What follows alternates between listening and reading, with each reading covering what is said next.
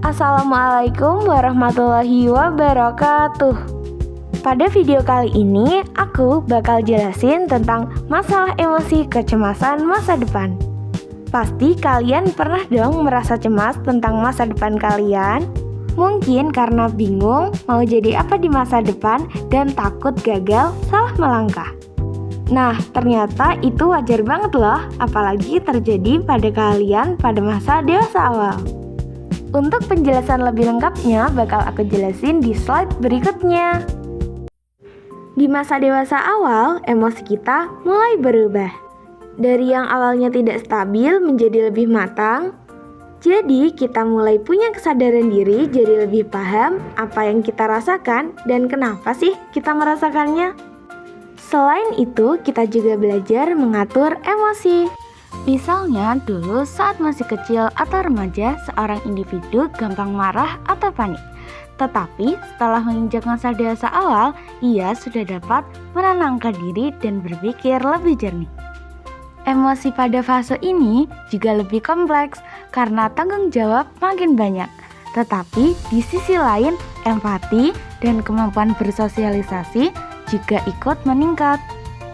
Selanjutnya ada beberapa faktor yang mempengaruhi emosi, yaitu seperti tekanan hidup, dukungan sosial dari orang lain sekitar, dan kematangan dalam berpikir. Semua ini berkaitan dengan konsep kecerdasan emosional, yaitu kemampuan kita memahami dan mengelola emosi.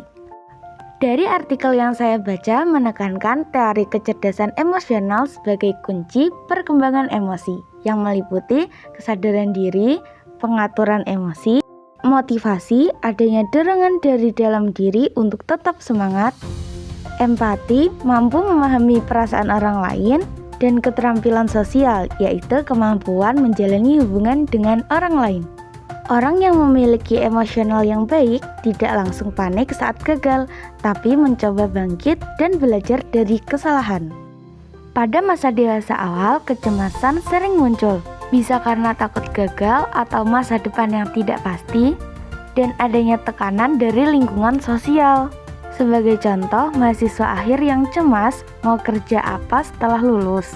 Lalu, dampak dari kecemasan yang berkelanjutan ialah cemas, takut yang mengakibatkan sulit tidur dan pusing. Lalu, bagaimana cara mengatasi kecemasan tersebut? Ada beberapa cara. Yang pertama ialah kesadaran diri.